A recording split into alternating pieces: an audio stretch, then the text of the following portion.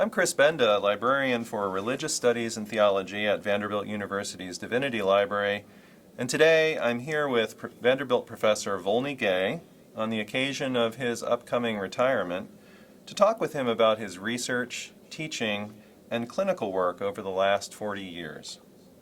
Professor Gay is professor of Psychiatry, Religious Studies, and Anthropology at Vanderbilt, as well as director of psychotherapy training and supervising analyst at the St. Louis Psychoanalytic Institute. Volney, thanks for coming in and talking with me today. You're welcome. Thank you for having me. In your most recent book, which we have on display right here, On the Pleasures of Owning Persons, The Hidden Face of American Slavery, you write a bit about your youth, particularly your intellectual development. Saturday educational excursions to the Portland Public Library, your immersion in the humanities at Reed College, your further education at the University of Chicago. Your intention in making these autobiographical remarks is to point out the benefits of white privilege, which even someone who's part of a struggling family in Portland, Oregon can experience. I'm wondering if you can talk now about your early life in terms of how it shaped and directed what ultimately turned into your interests in psychology, religion, and anthropology. Well, Chris, as you know, psychoanalysts deal with that question every day. And so I thought about it maybe through every developmental stage of my own life as I do through my patients' lives. One way to answer it is to go back to when I was perhaps 7 or 8 years old, when my mother married a new stepfather. And into the marriage, she started talking about ghosts and difficulties in the house. And that was very distressing to me because ghosts are scary. And even at 8, I thought it was wrong, but disturbing. And in some sense, that one drama in my family gave me part of my life's mission, which was and is to discern what is rational, what is irrational. Now, there are many ways to look at life. But to your question, my answer is to go back to this fundamental puzzle of, are there ghosts or not? How would I know there are ghosts? So I remember being both scared, going up and down the basement stairs. This damn house had a sub-basement. Oh my goodness. Where my mother declared most likely that's where a crypt was. She's a very dramatic person and persuasive. So she persuaded my brother and 3 sisters and my stepfather that there was something uncanny or occult or scary going on in the house. And I remember being angry but powerless to refute that. So in some sense, the whole question of my career in all these books has been, how do we distinguish a rational, coherent, or later I would say realistic point of view from something driven by an interior experience, by the mind? And that's why I became a philosopher, and that's why I became a psychoanalyst. So other than your mother, who obviously had a huge influence on you, who are some of the other people who've influenced you in your scholarly life journey? Well, I had a lot of good friends, close friends in high school, whose parents were professional, and some of them were professors and deans, and they encouraged me to go to college. My family did not. They thought college would be expensive and why bother, kind of thing. So thanks to very good public teachers in an excellent high school, I went to Reed. Reed, you may know, is a small, intense liberal arts college, which in an extreme, I suppose, is a Marxist, Freudian free love paradise. I think I Yes, think I know. I've heard of this. But at its best, it gave people like me and others from around the United States this great chance to work hard intellectually. And I learned most of what I know now, really, at Reed, not in my PhD program. Wow. Because at Reed, there's a pretentiousness, naturally, that we are all young adults and we can guide our own program, and we will write a dissertation senior year. A dissertation? A dissertation on a major question. So my question was, how do we distinguish Greek philosophy from Greek religion? And? With difficulty, I think is one answer. But you can see the lineage of the same puzzlement. I argued that you could look at the development of logic, because in logic, certainly in Parmenides, who was my topic, about 575 BCE, in Parmenides you have this wonderful fragment where he talks about that which is and that which is not. And initially it's an ontology. But you can read it as people have, and I certainly was persuaded that it is a logic. It is either the case or not the case. So it is either P or not P. That narrow reading, maybe, of Parmenides, to me was exciting, and it gave a location to why the Greeks matter and how what we call logic, rationality, science, progressive discourse depends upon proof, or at least refutation, where it is or it is not, not both. Right. So you say that you got your real education, in a sense, from college and did a dissertation Right. as your culminating project. You also did another dissertation at Chicago Yes. on Freud and ritual. How did you get from what you were doing, the Greeks, to Freud on ritual? I mean, was there a fairly clear path, or was that a meandering? Well, the past, both. Okay, or both. This is my hesitation, I suppose, to answer your very direct question, because we tell stories about our past. Right. And you're asking me to tell a story that is not just meandering. Right. Stories have beginnings, Sure. middles, and ends. Right. And the end is here. Here we are. Right. So looking backwards, persons and no doubt groups cast a theme on what might have been much less directive and much less developmentally organized. However, I read Freud my senior year at Reed, working on Parmenides. And Freud's greatest book is called The Interpretation of Dreams, published in fall 1899. And in that book, Freud wrote about his dreams, which were all about his sexual life and his competition and his frustration and his dreams, in a really naked way, far more than I had ever read before. And it helped me. It helped me know that this person of genius, 100 years or so earlier than I, had actually set out in print, in publication, his inner life. And then he examines it. Right? In Freud, you have an attempt to reason about the non-rational.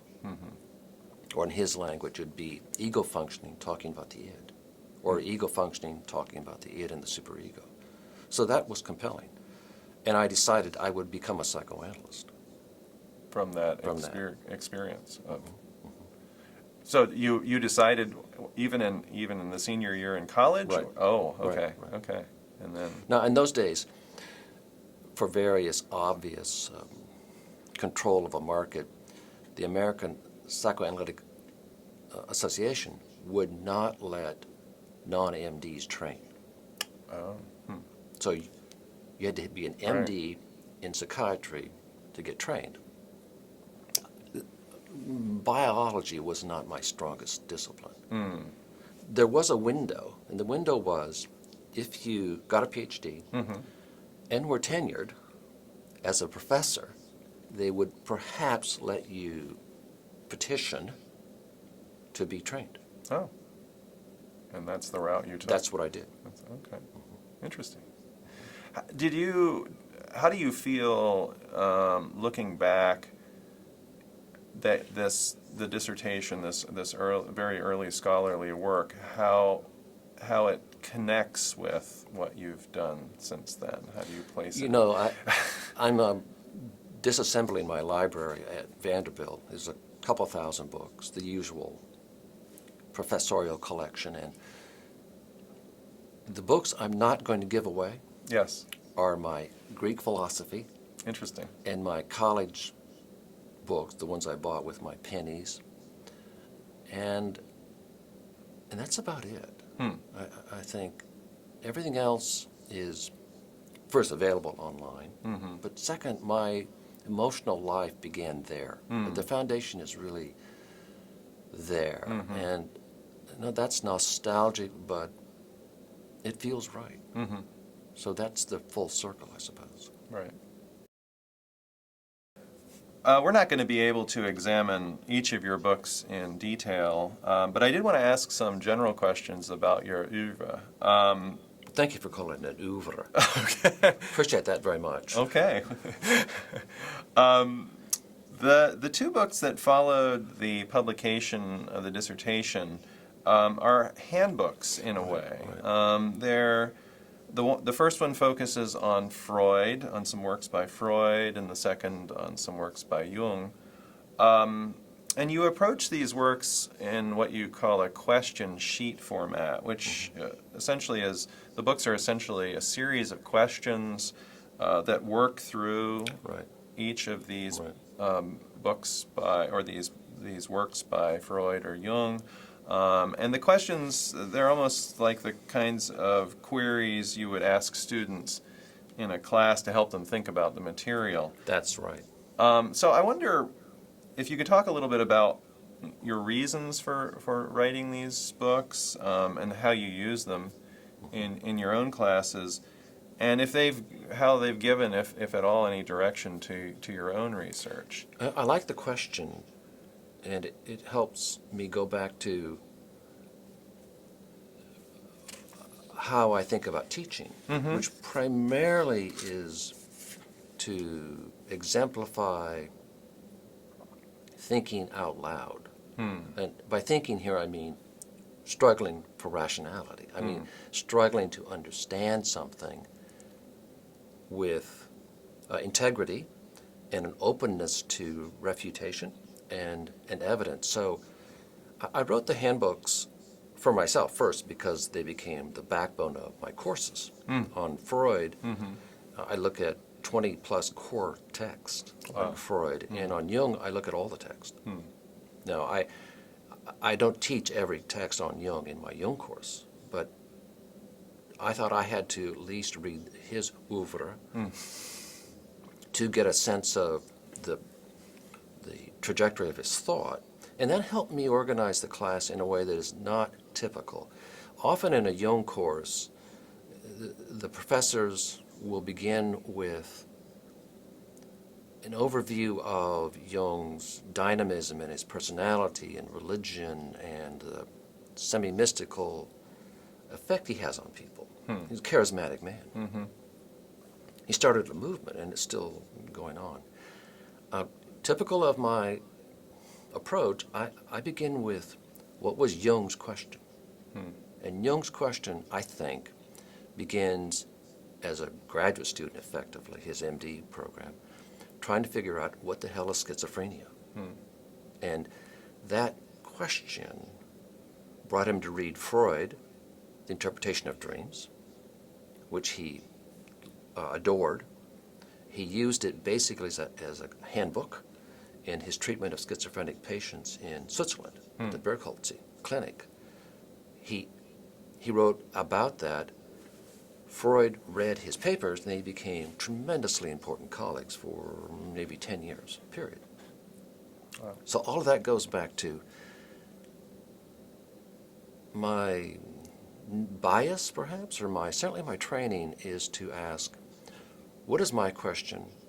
What is your question? And I try to do that in the handbook, and I try to do it in my teaching of bringing something that genuinely distresses me, and bring that as the beginning of a course or a session. Not. Now there are other ways to do that. Sure. To teach, of course, 10,000 ways. But so it's a handbook, I suppose, on navigating these core texts, the central text by Freud on the one hand and Jung on the other. At the same time, when I meet students and graduate students especially, I have a simple question, which is, what is your core question? What, not why are you here? There can be many reasons for that, but what drives you? What makes you go to the library or the web or pester people? And once I find that, I'm very happy. I have complete trust that that student and I can do something useful. If I don't have a sense of the question, take an extreme. If a student is taking a class because it meets at 11 on Mondays, or it's a requirement, or I don't know what, or they want enlightenment, maybe, I have a harder time making myself useful to them. But once I have some symmetry between them and me, I feel engaged. Is that, just to follow up on that, I mean, what do you do? I mean, if the answer is, and I'm hoping that the answer among the graduate student who is interested in studying this subject matter in great detail and producing a work of scholarship isn't, I'm taking this class because it meets 11 o'clock. But I mean, that may be an undergraduate's response. So what do you? Is there anything that you can do? Do you try to convert them? No, not during the week. Okay. No. I keep mulling over with them. What paper are they doing, and why is that their topic? And if it's perfunctory, so be it. I don't dwell on it. Yeah. But it goes back to your question. Yeah. Why those books? Because Right. that's how I think. Yeah. It's how I teach. Right. Well, you were talking about the autobiographical and the extent to which what is my question, and you've already talked about your early experiences with ghosts. So in some ways, it makes more sense to me why you would write a book about the occult. Yes. Were there other things going into that made you decide at that point, this is the time to say something about the occult and how we understand it, how we think about it? That's a good question also. It came at the end of my analysis. Psychoanalysts are mandated to do their own long, deep therapy, 4, 5, 6 years of it. And so was towards the end of my therapy, my own analysis, and I realized I could say something about my family and similar families with much more empathy than I could have when I was at Reed. And that's why the occult book mattered. In it, I start with my own story. I changed the names and such, but I described in detail what it's like to be in a family who continued to believe in mysterious forces that swept through people's houses and homes, and in that sense, it's not that far from many of our fellow citizens who believe in devils and angels and a certain kind of prayer that verges on magic. And I don't wish to disdain anybody, and certainly any religiosity, but my centrality is to try to reason as much as I can towards understanding why that matters. And so the book has a simple thesis, a simple proposition that people of all rank and quality who suffer a significant loss between self and other, self and the world, self and beloved, or a narcissistic wound. Your project has failed, or your degree has failed, or your business, are vulnerable to a restorative act. And the restorative act is finding in the heavens an affirmation of your internal worth. That this tragedy or this loss has a meaning which is now going to be addressed by a higher power, a greater power. And it will be shown to me. And that's the occult moment. The occult moment, I argue, one has come through a catastrophe and feels you have discovered in the real world a signal, a sign.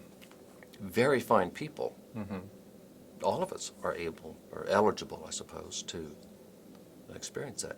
I describe Goethe, the great German poet and scientist. He had profound occult experience as a young man. Freud did, Jung did, William James did, and a million other people.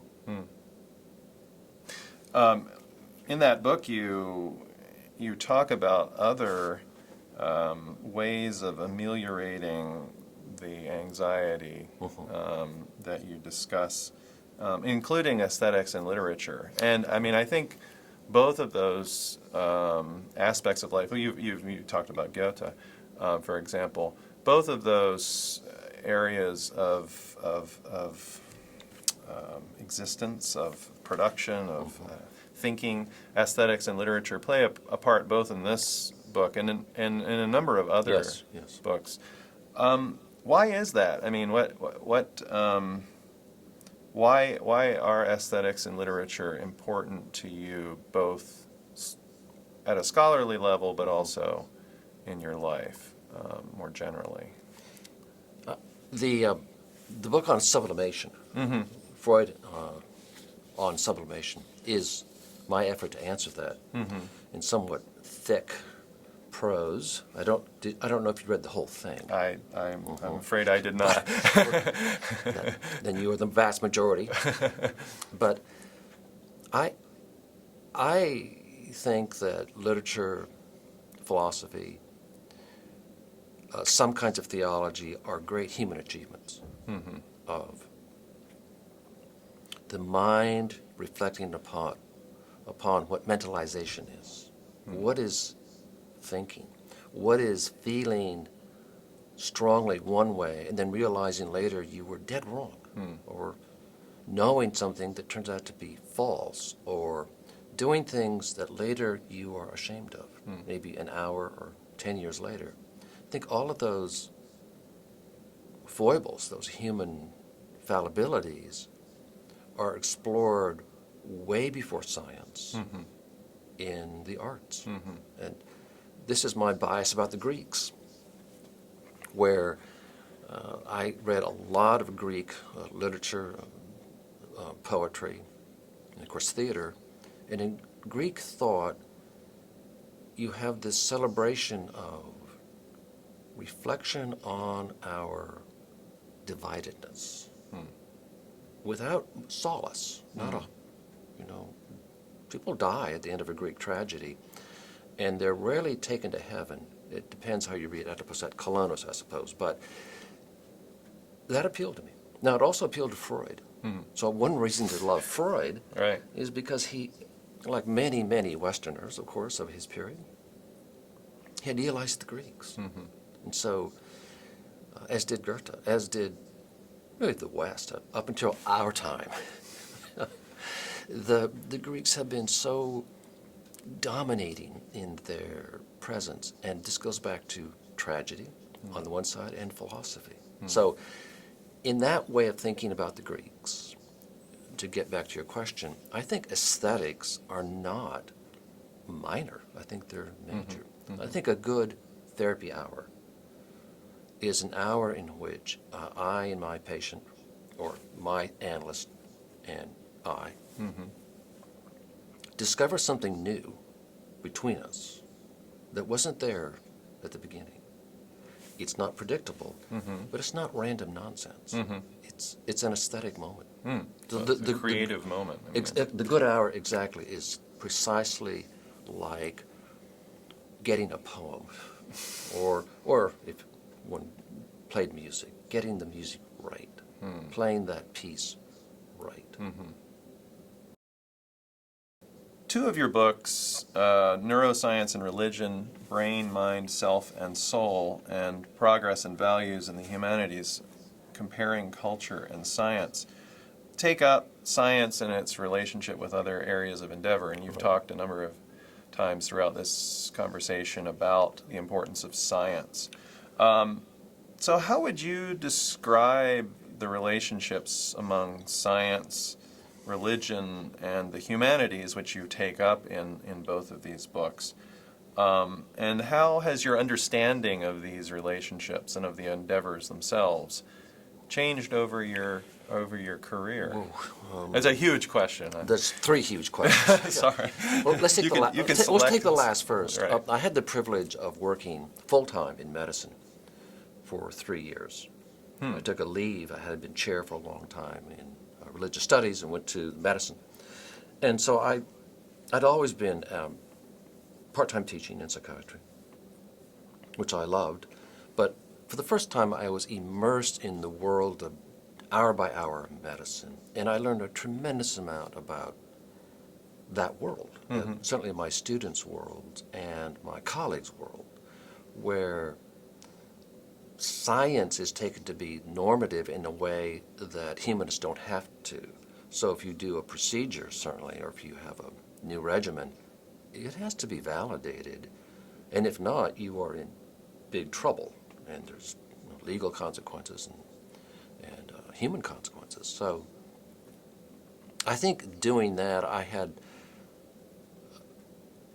gratitude for the experience of living in that world.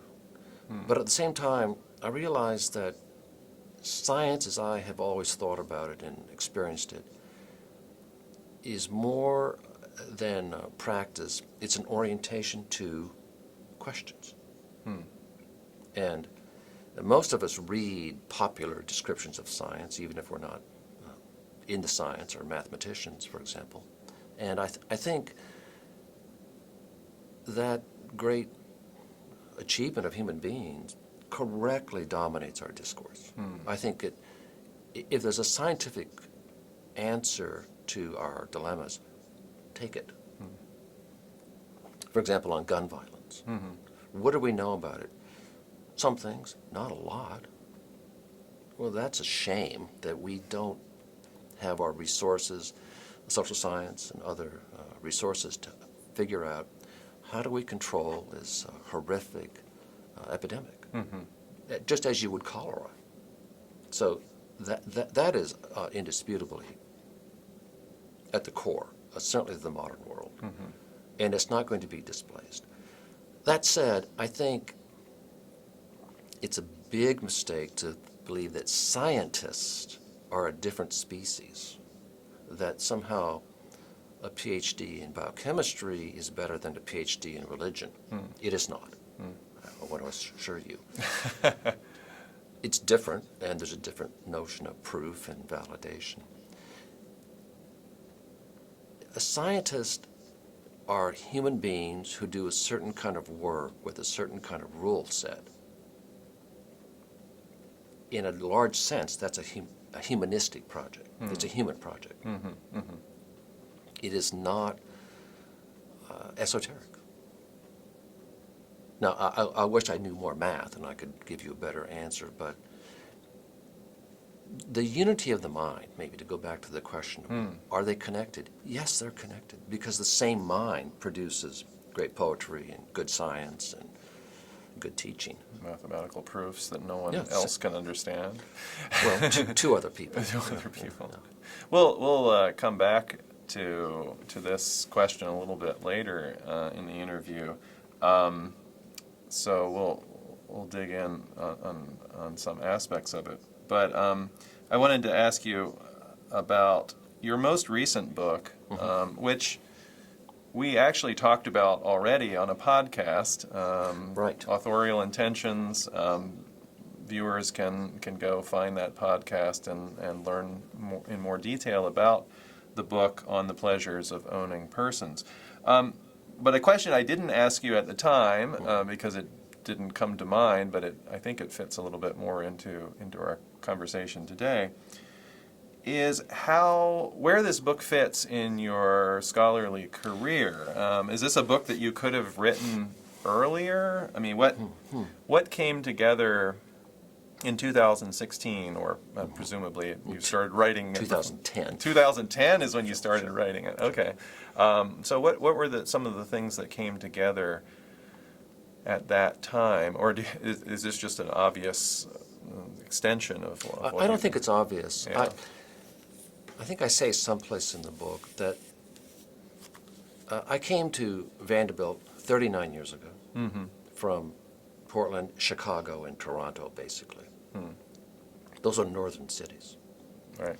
And I knew about the Civil War, which was this: the North was right, the South was wrong, Northerners are better than Southerners, or some nonsense like that. I didn't say it out loud, but I certainly carried that bias here, that error here. And after a couple of years, one of my graduate students said, "Dr. Gay, you often make fun of the South. Don't you like us?" And I thought, Wow. damn. Well, that's. I thought, good for you. And I realized she had named a gross error on my part. So from then on, and that was a long time ago, it struck me I knew nothing really about the Civil War. I knew nothing about its origins. All I knew were things I learned on CBS News, which wasn't false generally, but the whole bias was this mythology that Northerners, liberals, Democrats, Kennedy Democrats, just better in some unspecified way than those who did not. So as an analyst, I know that can't be true. Because of my own analysis and I work with really wonderful people, we have blind spots and biases and limitations that feel natural until they're exposed. So I ask a simple question, a naive question, I suppose, is if I were born in Nashville in 1830, and my parents were descendants of Andrew Jackson or cousins of Bishop Polk or, wealthy landowners, they would own slaves. Would I own slaves too? Probably, because most people of the time, regardless of their cleverness or their Christian status or their education or niceness as people, affirmed slavery. So my question is why? Why would otherwise decent people do something that we now see as unimaginably cruel, the great sin of our nation, the shame of our nation? Why? This goes back to what empathy is. Empathy is not sympathy for the victim per se. Empathy is sympathy for human beings. And the human beings in this case, on one hand, were true victims of a criminal conspiracy that lasted 300 years. and it's still with us, and it still hurts, and it still has damages that are not yet reconciled. But the other actors, the owners, and the northern shipbuilders, and the New York merchants, and the bankers, and the British semi-royals who built these lovely houses on Georgian marble, and the people who shipped supplies to the South, were all complicit. As you know, some of the great universities, Brown among them, has a chunk of its wealth based on slave trade. And New York City was not immune. New York City had a gigantic slave market. So I really try to ask, what does it take for a human being to do something that is violently against all ethical principles, certainly Jewish and Christian values? And the answer is, it gave them pleasure. Now, I try to say, most people's pleasure in owning slaves was not sexual. There were uncounted crimes of a sexual type, but the middle-aged matrons who leased their slaves in Louisiana weren't violating their slaves sexually, but they were owning their bodies. And the unsaid pleasures of ownership are the mastery of other human beings, the more the better, and that it could make you rich. You may know that in many, many dowries in the U.S. South, slaves were given over the way you would give over cattle or property, because they were property. And the other part of the book I try to say is the only antidote I'm aware of that you see throughout U.S. history is, first, slaves themselves, enslaved persons themselves, were completely and fully aware of this injustice and carried it on. The other smaller group were the true Christians and the true Jews who refused to engage. If you were a wealthy son or daughter of a landowner in the South, you certainly had slaves. And if you were really rich, you had a lot of slaves. To challenge that in any way at all would have destroyed your standing. Probably not your life, but your standing. Some did that, and they paid dearly. In fact, many had to leave. Many went to Philadelphia. They became Quakers or Shakers. And one of the chapters is about Mother Ann, the great Shaker founder, who was illiterate. But her discourse on slavery is quite simple to the point. These are my brothers and sisters. So, now, she didn't need 10,000 words. Now, others did. Kant, the great philosopher, began his middle-aged projects on epistemology or anthropology with offhand remarks about blacks and Africans and so forth. He was challenged, and later in his life, he refuted that and put it to the side. So if Kant, one of the great minds of the last 500 years, can be seduced into casual racism, I can too. Now, of course, your career has consisted of more than writing books. You've taught in the College of Arts and Science and the medical school, as you've mentioned. How has your teaching been similar in those contexts, and in what ways has it differed? It differs, I learned the hard way, entirely. It differs entirely? Yes. For me, for example, in college and graduate courses, students read books. Yes. Or certainly read articles, and they write as much as possible. In medicine, there are no books, ever. And there are very few articles. They're mainly PowerPoints, and they don't write.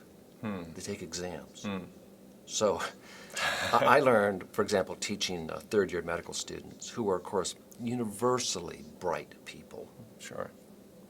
That I did an intro on psychotherapy, and I showed a series of slides of animals and human beings looking for something. And I would ask, what does it want? What do they want? What does this person want? And my medical students found that fascinating. And then I went into psychotherapy as asking, what does this person want? And then what impedes that person getting it? So you see a toddler reaching for an ice cream cone, and a hand stops. And you can answer that question. Right. And I find that a really valuable way to begin a therapy session. And when I supervise, which is another wonderful experience, I think I do well when I engage my colleague, my supervisee, with this question. What does Mr. Smith want? What does Mrs. Jones want? What does this student want? And often it's 5 things at once. Right. I want to eat chocolate, but I want to be thin. I mean, we have these things. But so my third-year medical students liked that very much. Yeah. But then they said at the end, this won't help us pass tomorrow's test Oh, on the 7 types of psychotherapy. right. So I thought, I could change my whole teaching style, or just say, here are the crib sheets for the test, which they had already. So and then do what you would normally do. Oh, yeah. Yeah. I guess that's my shtick. But residents are different. Residents are really young physicians. They're postdocs. And those who want to do therapy are engaged, and they're a lot of fun. It's not identical to PhD candidates, though, who themselves come to Vanderbilt, again, with their core questions. They organize their thinking around core questions, and when I learn that, then I can do my best to be simpatico with that and strengthen their process and give what I hope are a critical point of view towards making it better. It's an editing process. Residents have more anxiety. Residents work all the time, and they deal with life and death. So, to me, the worlds are quite different, and I'm glad I've been in both. Right. But I don't find them intertranslatable.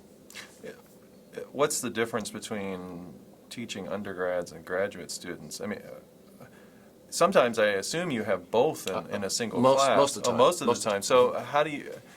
What are you aiming for in those kinds of situations? I learned not to aim for the middle. Okay. Because I often have a seminar with 5 and 5, or 6 and 6, or 8 and 8.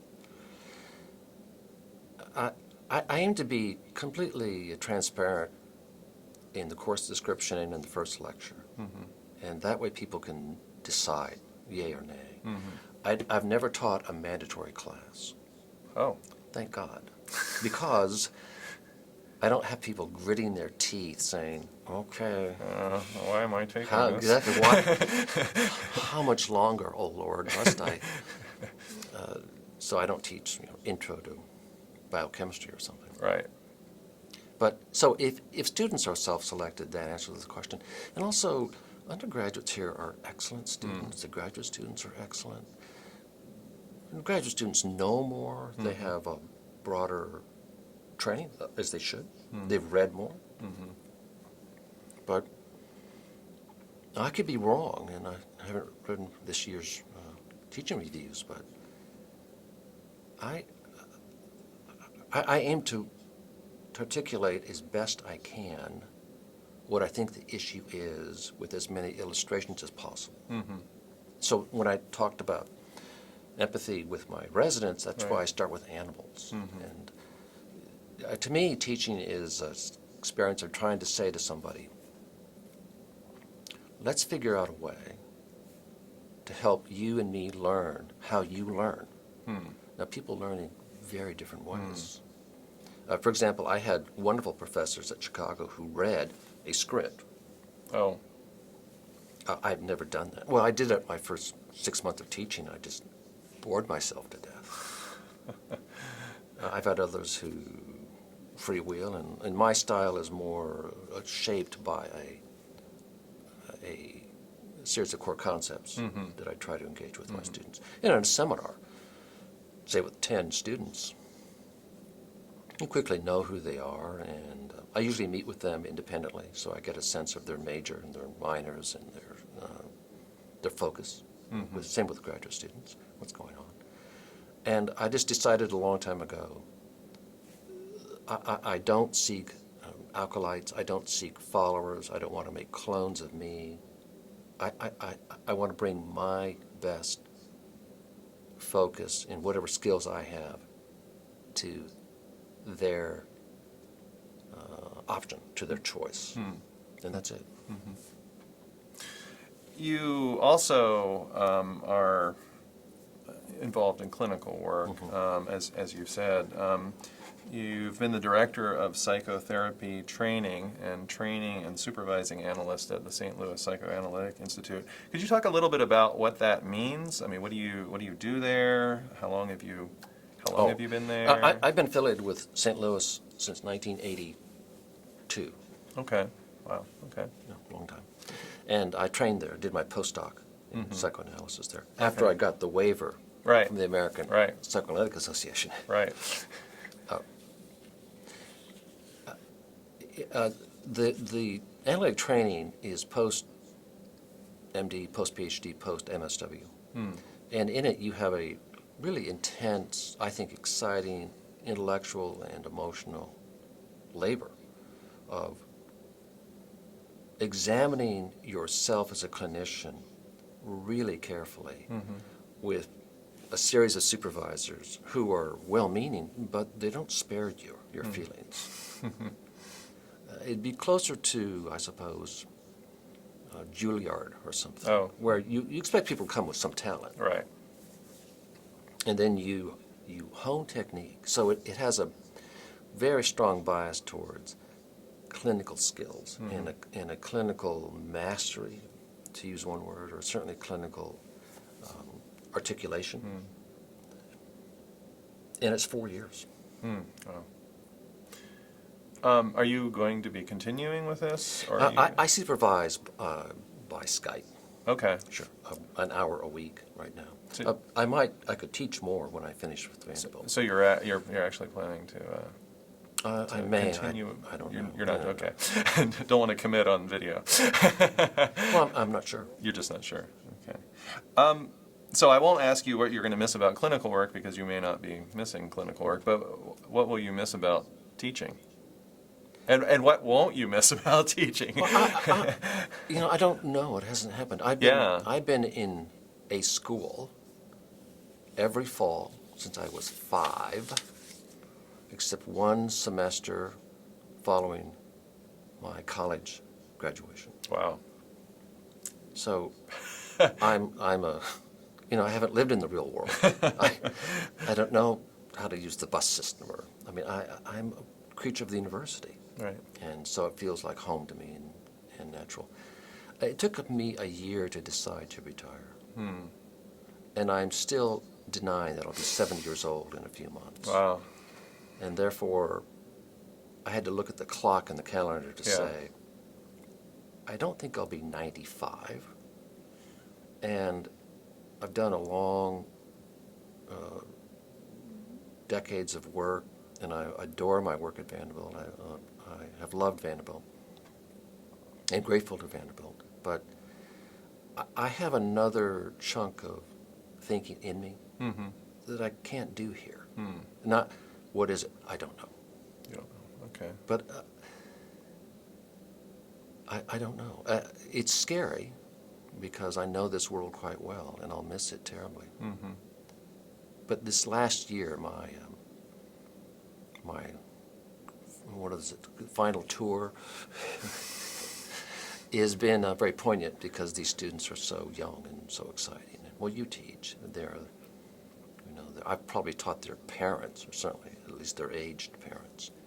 And I'll miss that. I'll miss the students and their intensity. And I'll miss my colleagues. I have the good fortune that some of my graduate students now are colleagues. And that's a great benefit. Right. I did actually realize I probably should ask you, or I think it would be useful to know, how your clinical work and your instruction, your teaching, affected one another? Do you see any sort of ways in which these areas of your life interacted? Well, partly, of course, I teach technique in psychiatry, so that's direct, right? And when I supervise, which is a training function, I often call on my own experience. If I supervise a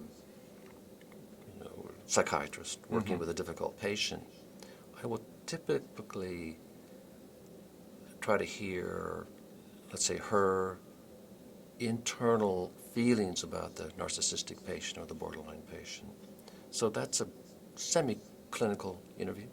She's not my patient, but I find that helpful for them and for me. So it depends on what kind of teaching you have in mind. Well, I'm thinking about undergraduate, graduate teaching. Is there any way in which your clinical work and your time at Vanderbilt on campus intersect? Yes. Or are they ways well, in which they have to. Yeah. They have to. One of my divinity students said, "Dr. Gay, you're quite pastoral." I thought, well, thank you. Though I don't identify as a pastor. But I think in his mind that was a compliment, saying that I seem engaged with my students in a way that a good pastor or rabbi or imam should be engaged. But I don't psychiatrize my students.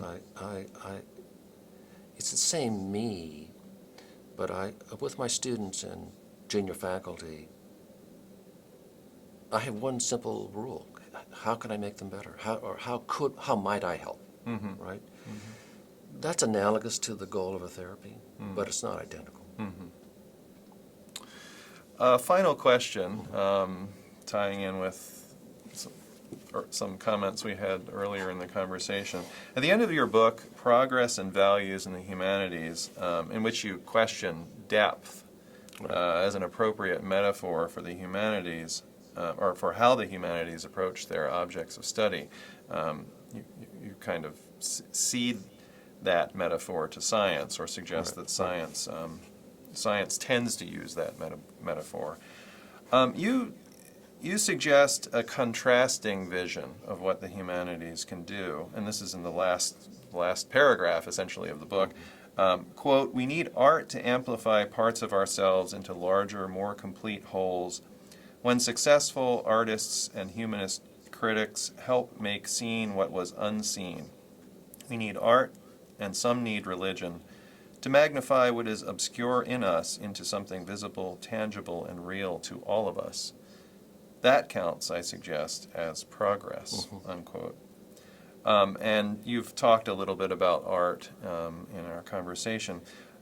So can you talk a little bit about what you mean by this amplification, the complete wholes? You gestured toward that, I think, earlier in our conversation. Right. And do you see any hope that your description of the humanities, what the humanities can do, has any chance in the postmodern university? Or will the humanities have to flourish elsewhere? We hear a lot about the demise of the humanities in the university. Well, those are 4 or 5 questions again. Okay, right, sure. Let's take the last one first Sure. again. I certainly identify as a humanist. But then, remember, I see scientists as humanists, broadly speaking, too. Will the humanities prosper politically in universities under the current regime? I don't know. There are costs to postmodernism and other ideologies. So when I was an undergraduate, Freud and neo-Marxist and other forms of total systems dominated the university. Then structuralism, in which I took part for many years, dominated. Behaviorism, neo-behaviorism, evolutionary psychology, all those are broad schemata of a human being and what it means to be a person and how to understand human history. But I guess this is my theological take is I remain impressed by Bultmann and his school, who argued, you will recall, that the New Testament and other such texts are irreplaceable because they keep false doctrine at bay. Because if you have a sense of revelation and a divine otherness, a divine alterity, then you are somewhat immunized from, let's say, Soviet Marxism or fascism or any totalitarian thought. Of course, persons can use the New Testament to be totalitarian, but I think that's right. That feels right to me. So, well, I'm not a theologian per se, and I don't preach exactly. I find Jewish Christian values essential, and I think those are the grounding of humanities. It's not an ism that studies sexuality in the 20th century novel, or the movies, or Greek philosophy. I mean, all those can be perverted and have been and will be perverted. I think it's what you said in what you cited from my book is we don't know in any discursive way what it is at the core, what our mystery is. We don't know. I'm not sure we can know. So what do we have left? Well, we have shadows and echoes, we have glimmers, we have insights that come through suffering, and those insights are that we are driven, we're a divided species, we're an odd ape with big brains who can also be transcendent. And so I hope that never disappears, and therefore the humanities won't disappear. Now, they may not get funding the way that engineering does, but surely the value of humanities and humanistic discourse cannot simply be measured by how many professors there are of religious studies. That said, you're not calling for the demise? No, I once you're in a university, you're in a political environment and should be defended, and the divinity school should be defended, which I've had great allegiances, should be defended. But to go again back is, in slavery or any other crime, you see that the great majority went along with it. This is true even for fascism. There are wonderful, brave people now and in the past who said no. They usually paid with their lives.